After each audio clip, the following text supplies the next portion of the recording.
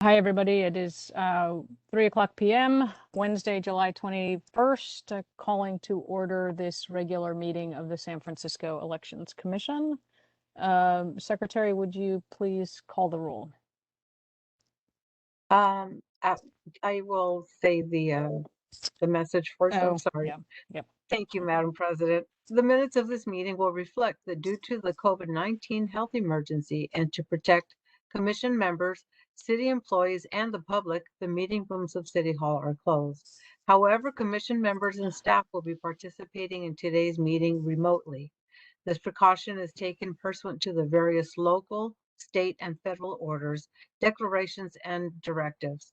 Commission members will attend the meeting through WebEx video conference and participate in the meeting to the same extent as if they were physically present. Microphones will be muted, including commission members, throughout the meeting and unmuted only when the commission member is speaking to minimize background sounds.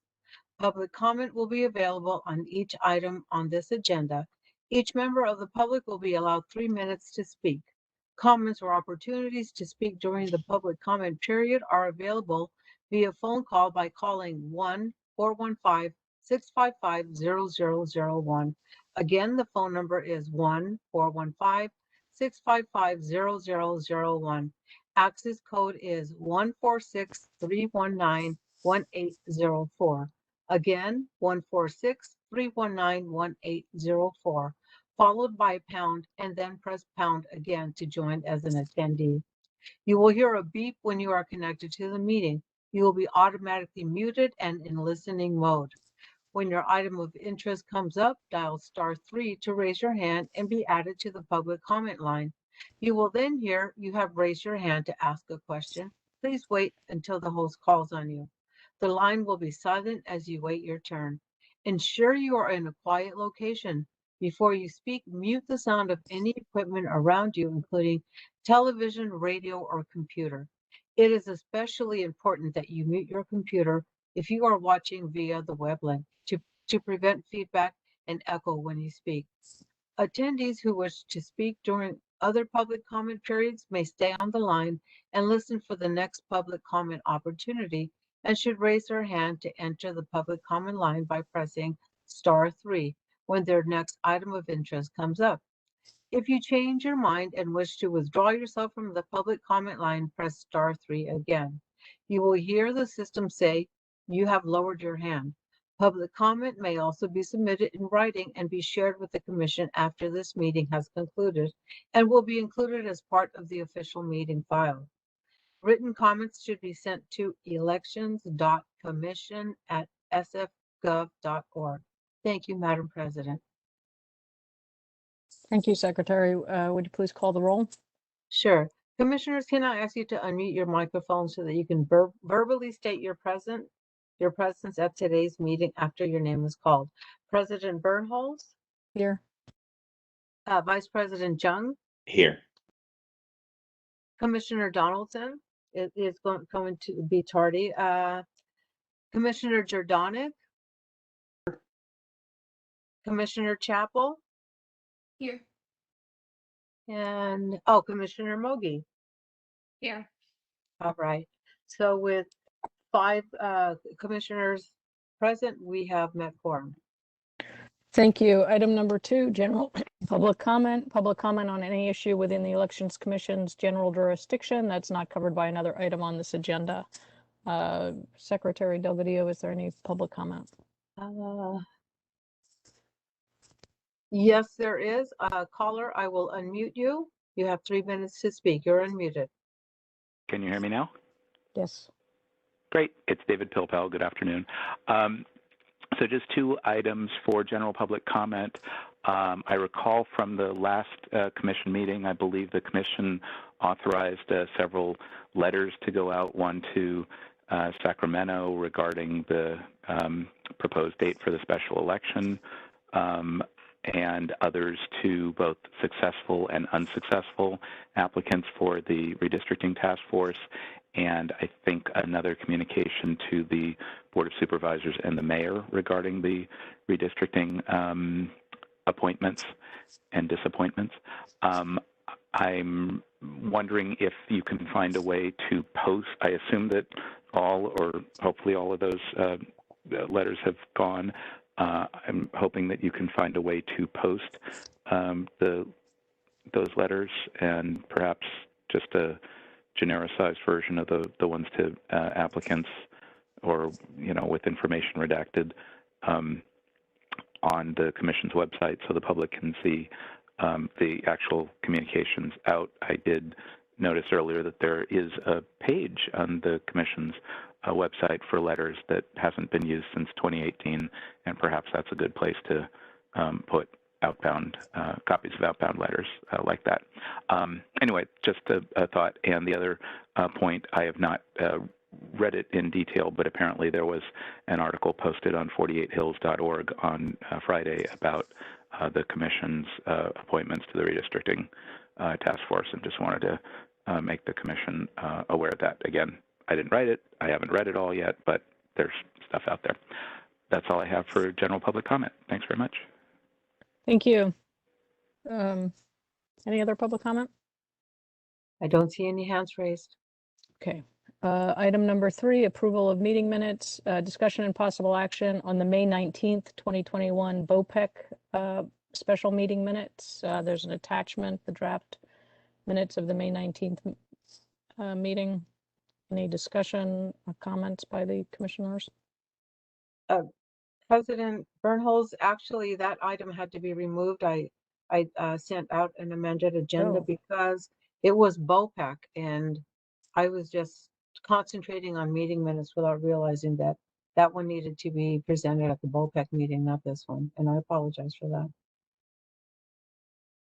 Oh, okay. So there are no meeting minutes for this. I must have an old agenda. I apologize for that. Okay. So, and the June meeting minutes are not ready for this commission? No, they're not. Okay. All right. Thank And you. those would include, I presume, at least a copy also of the letters just referenced by the previous member of the public. Okay, great. Apologies, everyone. Item number 4 is the annual report. Discussion and possible action on the 2020 annual report of the Elections Commission. I want to thank Commissioner Mogi and Secretary Delgadillo for putting this together. I found it to be quite comprehensive and quite useful. Commissioner Mogi, is there anything you'd like to say about the report? Yes, I also want to thank Secretary Delgadillo for all her work and support. I apologize for it being delayed. I have also used to share that I did not do the 2019 one, and so I will be working backwards and submitting that hopefully by the next meeting. I'm in a groove now, so I apologize. I saw online posted that 2018 was the last one submitted, so if approved today, I think I have a pretty decent template and process to do it. So I'm happy to take any questions from commissioners, and apologize for working backwards. Thank you. Are there any questions for Commissioner Mogi or general comments about the report?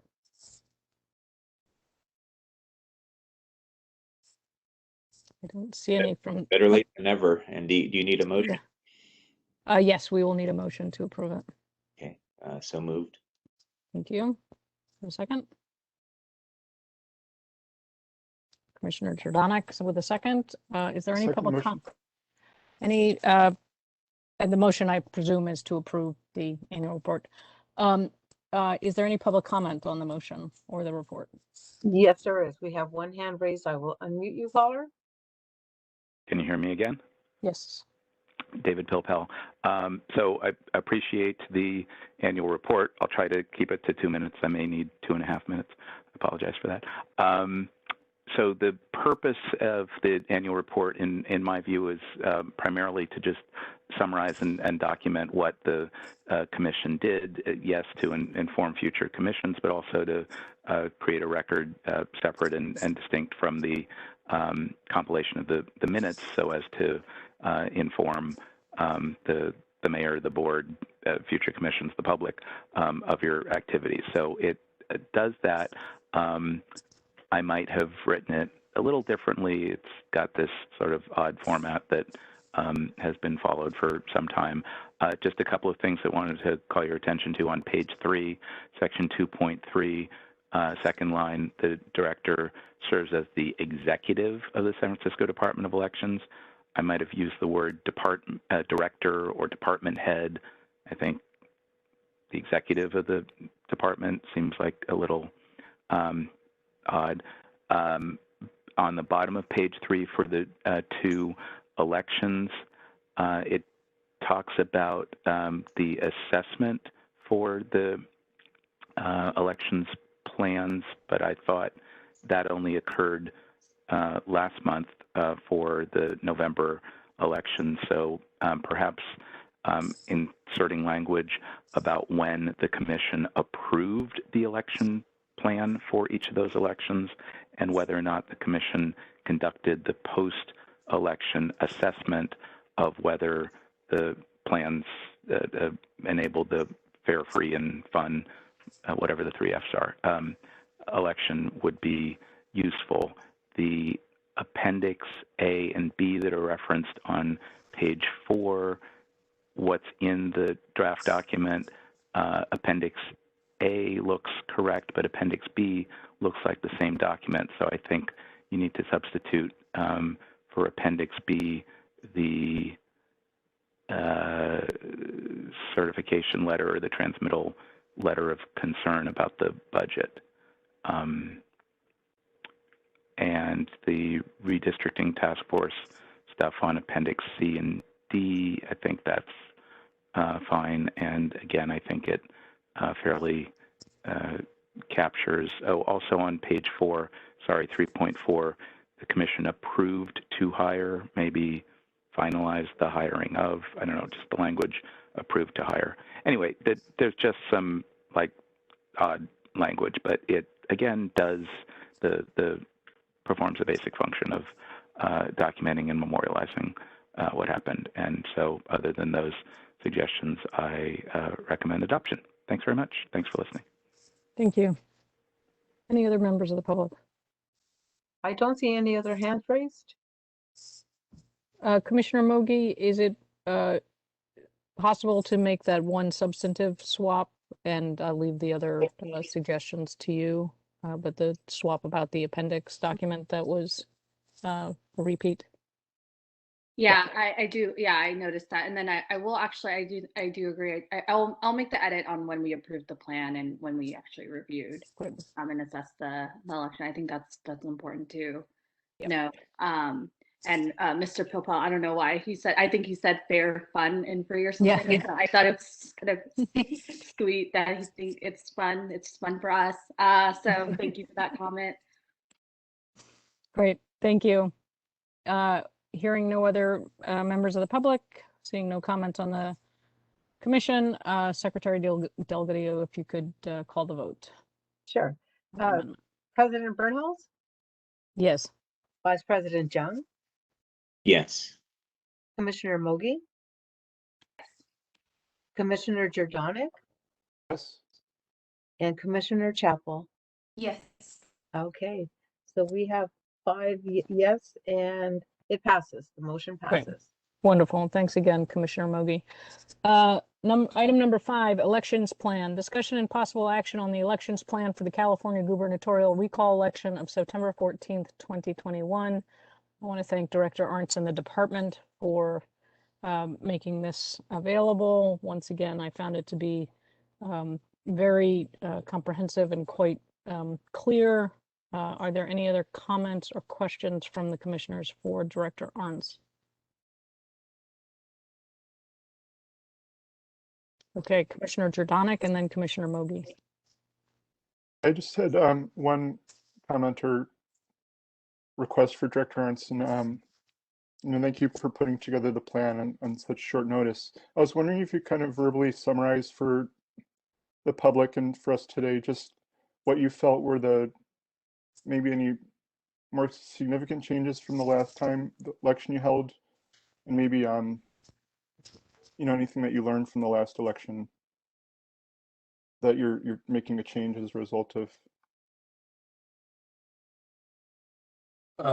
Well, I think the the change that comes to mind first is that we'll continue with the online poll worker training. And so classes will not be required. So poll workers will not be required to come to City Hall for the in-person training. So the training will occur online. However, we will provide in-person training in City Hall for those who prefer in-person training or who don't have the connections to do the in-person or the online training. Otherwise, it's I can't think of any big lessons we learned. I mean, we're actually sort of deflating the operation in relation to what happened in November 2020 compared to how we had to build up for that election with all the PPE and health protocols that we had to establish and fulfill throughout the election cycle. It'll be interesting for us. This will be the second election that everyone gets a ballot in the mail automatically if they're registered by the registration deadline. And it'll be interesting to see what the turnout, the type of turnout we get, and where the turnout occurs in the election cycle. Because in November 2020, the turnout was very early. And was that because the ballots were sent to the voters and they had them at the beginning of the cycle, all voters? Or was that just mostly because there's such a push for voters to get their ballots back early to departments for that particular election? But for the most part, it's really just putting back an election as we've known it in the past and doing it in a very short time. We haven't had time really to do anything much different than our past practices as well. So. Okay, thank you. Commissioner Mogi. Actually, it was a similar request, and I guess where I would want kind of more coming from you rather than just us just like expecting to read. I mean, I did read it, but it's just to the public is more that.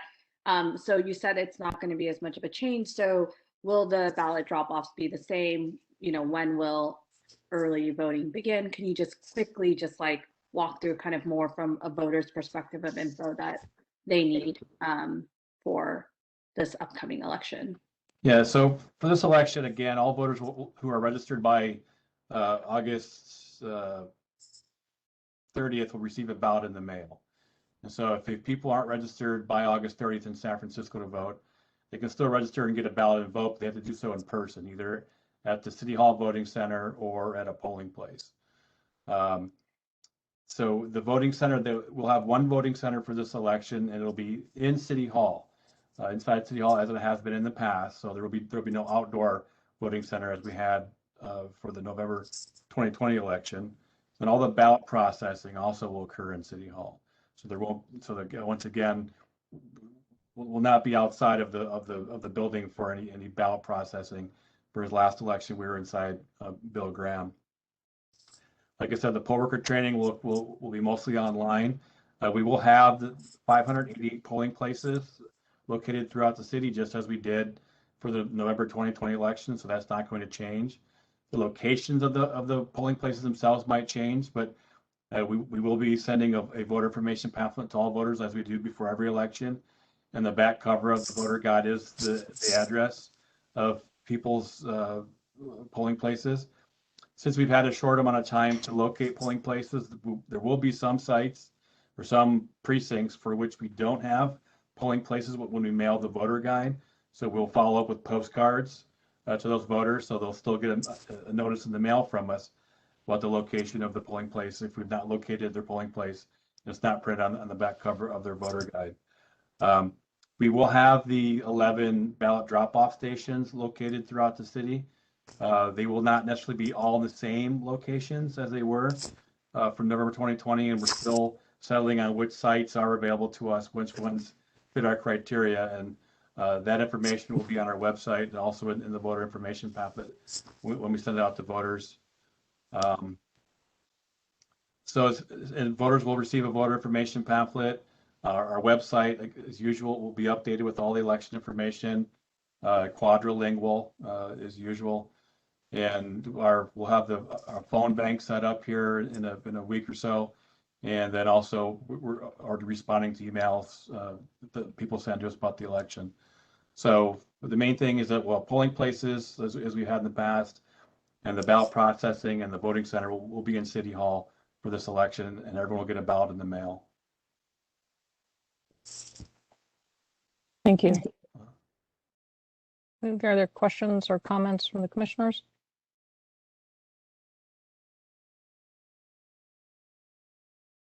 I don't see any. I have a question for you, Director Arntz. Given the unfortunate and possibility of additional health safety measures that might be coming down the pike, how is the department thinking about that? In particular, I'm wondering about, I was so impressed with the department's ability to secure the number of polling places, but is it possible that some of them, should the worst happen, actually be insufficiently big if we're back in a situation where there might be distancing requirements or things like that? And what kind of contingency planning can you do at this point? Right now, we're working with the health protocols that are in place. So the social distancing is not a requirement. Masks are kind of iffy depending on people's circumstances. So right now we're expecting masks to be worn at the polling places, at the voting center. If they're required or not, we'll still have masks available for people. If they go to the polling place, if they come to the voting center and they want a mask, they need to bring one with them. As far as the sites for the polling places, we're still in the process of obtaining sites, and we have about 188 more sites to locate as of yesterday, which is a pretty good number. Most of the sites that we have so far, we used in November 2020, so they have the larger space available for setting up a polling place. So the 88 that we have to locate, potentially, they may not be as large. And if greater, more restrictive health protocols are implemented, especially regarding social distancing, we'll have to look at our polling places and potentially make changes as these protocols change. So right now we don't have an A, B, and C plan because we're still trying to achieve Plan A. Right. My other question, thank you for that, and that makes sense. My other question was reflecting on some concerns that were expressed at prior commission meetings about the ability to do outreach and public awareness and let people know this is happening. How, if you could just talk through a little bit, covered in the report, of course, but your plans, and if there's anything you're particularly kind of counting on or beefing up for letting the public know that this is actually happening. For the November 2020 election, we greatly increased the amount of PSAs and advertising on radio stations and television broadcasts. And so we're following suit again for this election. So we're increasing that more than we have probably in past elections. But otherwise, we'll rely on the traditional methods. There'll be a mailer that gets mailed this week to households with the information about the election. The voter guide is, I understand the desire to make it a digital product that people receive, but the hard copy is a great outreach tool as well for people. It's a great notice that the election is occurring. It has information. We've already started to go to events. So we've done tabling, we've done in-person outreach for this election. But I guess like the change would be that we're able, because of funding, we're able to have more media broadcasts, provide notice information to voters this cycle. Great, thank you. Any other questions or comments from the commissioners? Okay, I think we can. We would need a motion to approve the elections plan.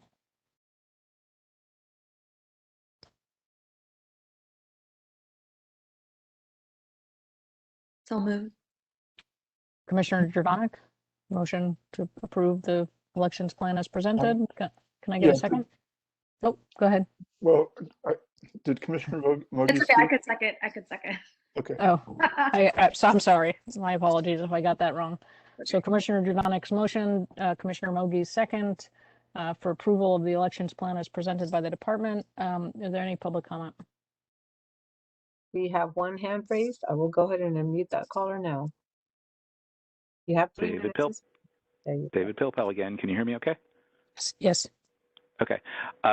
So a couple of quick thoughts. Very comprehensive plan. I don't believe that the requirement for an elections plan exists in any other jurisdiction in the state, and yet we've got that. We do that. The format of the plan has definitely evolved over the years, and once again, even with the short turnaround on the recall election date, the department created and published this incredibly comprehensive plan with a lot of good information. So the director and the staff are to be congratulated for that. Just a couple of things that I noticed on page 9 of the plan, the all household direct mailer. I think this is the only reference in the document that uses the word quadrilingual. In the future, I would either not use that word, or I would add in parens English, Chinese, Spanish, and Filipino, which is used in the above paragraph. Anyway, I just think quadrilingual is not a word that most people are familiar with. I do appreciate that for this cycle, the VIP serves as a useful outreach tool. In general, I think it is useful to continue the direction of reducing the number of printed VIPs, and as people continue to opt to get that by email rather than by paper, that is reducing our carbon footprint, and so somehow indicating that we're reaching more voters but not reaching them all with a lot of dead trees is probably a good thing to highlight somehow, somewhere. But otherwise, again, incredibly comprehensive plan. I commend its adoption, and I commend the director and the department for putting it together. Great work. Thanks. Thank you. Anyone else? I don't see any other hands raised. Okay. There are no other comments from the commissioners. Would you call the vote, please, Secretary? You're muted. Sorry about that. President Bertholz, Yes. Commissioner, Vice President Jung, Yes. Commissioner Mogi, Yes. Commissioner Jordanic, Yes. and Commissioner Chapel. Yes. Okay, with 5 affirmative, passes. Great. Thank you very much. Item number 6, the employee waiver. Discussion and possible action on the request from the Director, John Arns, on employee waivers permitting city employees to assist the Department of Elections with the gubernatorial recall election on September 14th, 2021. This has been standard operating procedure at least as long as I've been on the commission, so thank you for providing us with this waiver request. Is there anything you want to say about it, Director Arns? Okay, any questions or comments from the commissioners? I don't see any. Can we get a motion to approve this request? So moved. By Vice President Jung, moves the approval of the waiver request. Can I get a second? Second. Commissioner Mogi. Is there any public comment? I don't see any hands raised. Okay, we can move to a vote. Okay, President Bertholz, Yes. Vice President Jung, Yes. Commissioner Mogi, Yes.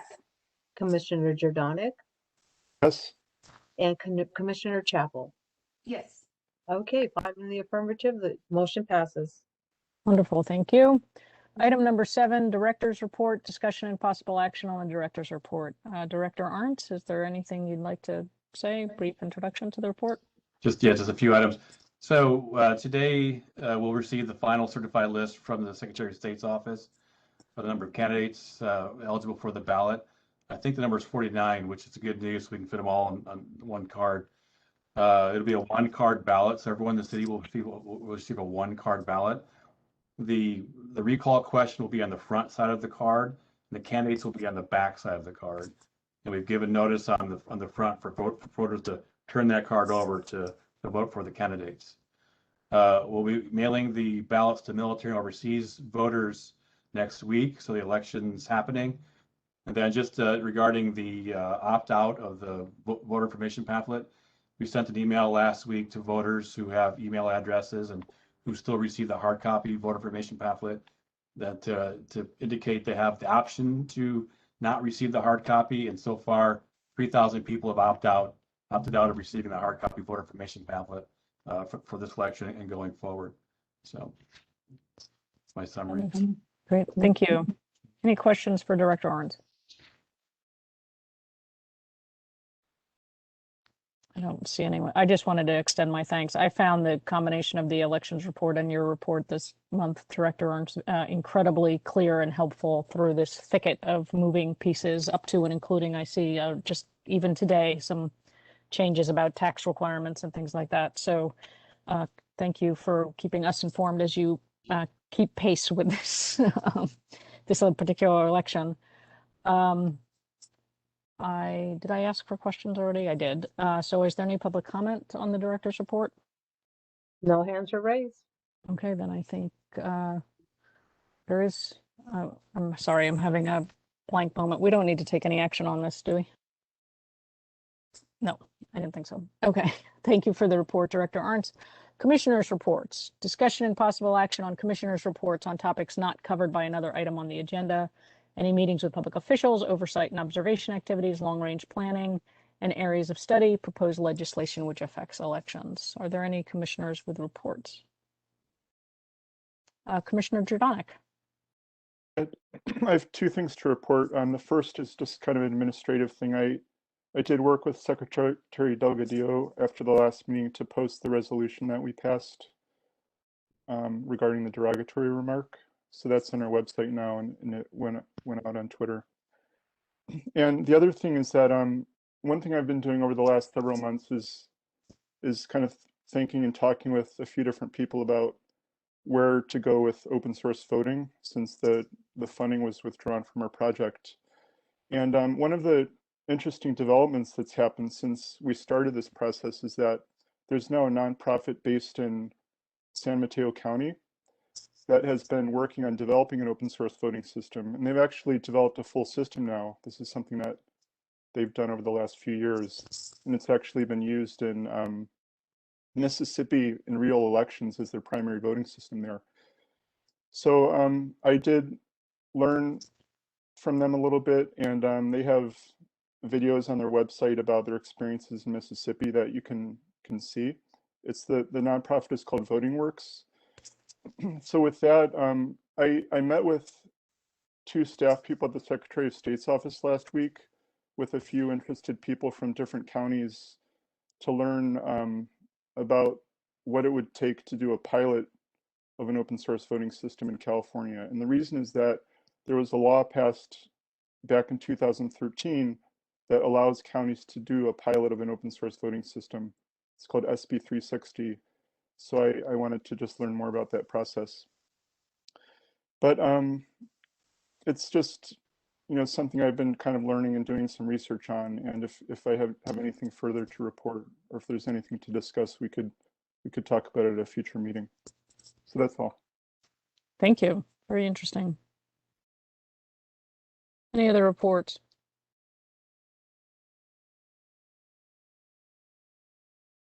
I don't see any. Any public comment? I do see one hand raised. I will unmute the caller. Caller, you have 3 minutes. Can you hear me again? Yes.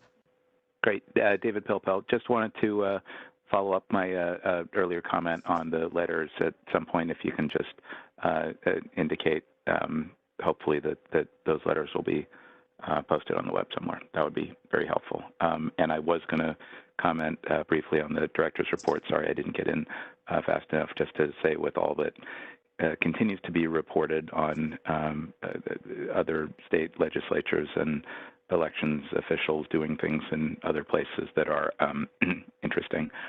We continue to have a department here that runs as a department should, encouraging people to register and vote and count all legally cast ballots, and the way you would want things done. And I just continue to appreciate that as the world is going wherever the world is going, that at least we have something stable and competent and better than that even here. So just wanted to recognize and reflect on that. Thanks again to all of you. Thank you. Thank you for your comment. And I do want to affirm for the public that, yes, we will get those letters posted either as part of the packet from the June meeting and or under the letter section or in an appropriate place on the website. Excellent. Thanks very much. Commissioner Jordanek. I was thinking maybe it would be helpful just to kind of state what was sent out, just kind of, I mean, even though many of us know, but just for the purposes of the meeting. Sure. So there were several things discussed and sent since the June meeting. There was a letter over my signature,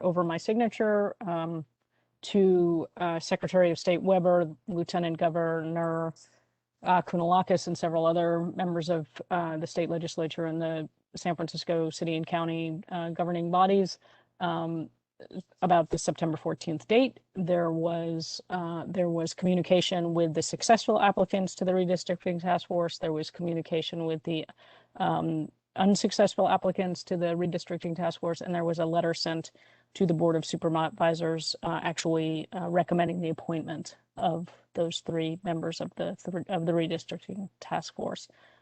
I don't believe there was anything else. Secretary, am I missing something?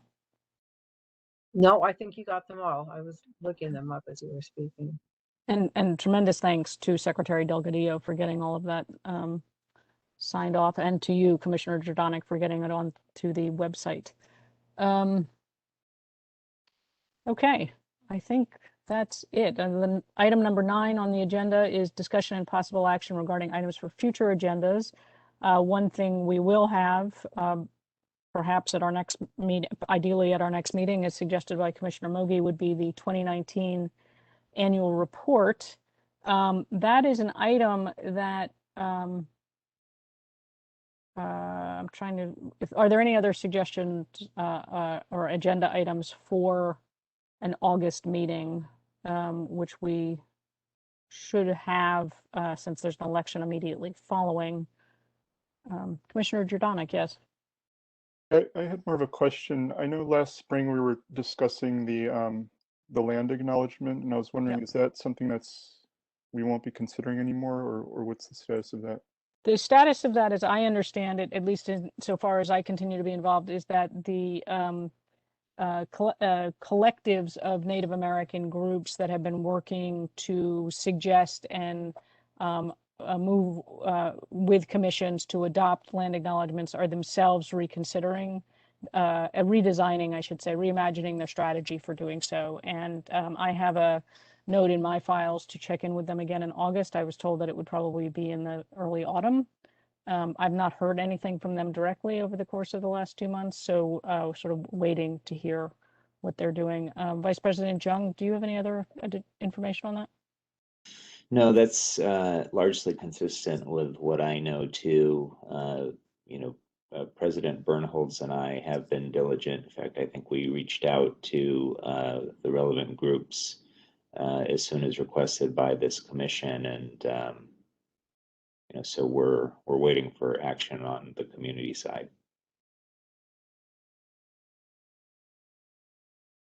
Director Arntz, in advance of the September 14th election, are there items from the department that it would be particularly important for the commission to take up in August? No, right now, no. It's all basically it's operations for us at this point. So there's something I would need to bring to the commission. I have no issues to bring to your attention at this point either. Commissioner Mogi. So I am wondering if it is a heavy operational period, if we do need to meet. I assume if there is something that comes up that we would just call the meeting, but I'm wondering if it's actually better if we just take this next month off. I was thinking the same thing, especially since we've approved the elections plan and the waiver. If there's nothing that the department needs from us, certainly it doesn't make sense to hold a whole meeting just for the 2-year-old annual report. Can I suggest then that we plan to table the August meeting? I will be in touch with the department, and should a meeting be necessary, we would certainly be sure to secure the time and date and the agenda prior to the public notice periods. Is that DCA Flores, this was not an agenda item. Is it something that is there something we need would we need to take a vote or have a motion, or are we within the bounds of operational procedure simply to not have the August meeting? You would be within the bounds of operational procedures to not have a meeting. Oh. If a meeting was to be called or necessary in August, as long as we post the agenda within the requirements of the Brown Act, we would be fine. But the board is also taking a recess in August, so it you know, because of the upcoming election, I would think it's proper that if there's nothing you know, important or that it needs to be dealt with in August, that you also consider taking a recess. Great. Okay, then. So thank you to the commission, and particularly to Director Arntz for both the planning, the plan, the waivers, and the commission's action on them. We will proceed with a hold on an August meeting. No August meeting to be scheduled unless something comes up, and I will be in touch with the department in advance to make sure if we need to actually put the meeting back on the calendar. So the August meeting will be scheduled, and we'd reconvene in September on, I don't know what the third Wednesday is. The third Wednesday of September would be September 15th. Okay. Any other agenda items? There is a member of the public waiting to speak? Yes, and also Vice President Jung raised his Oh, hand. I'm sorry. Vice President Jung, please go ahead. Yeah, and you know, maybe this is something we can discuss at a future meeting, but one of the commenters and the discussion by the commission, you know, made me think that I wonder whether there's a way to automate some of this posting process. You know, out of each meeting, we have documents that get posted and requests for documents to be posted and things set out on Twitter. I wonder, rather than spend you know, the secretary's time and Commissioner Jordanik's time on this, whether there's a way for us to automate this process,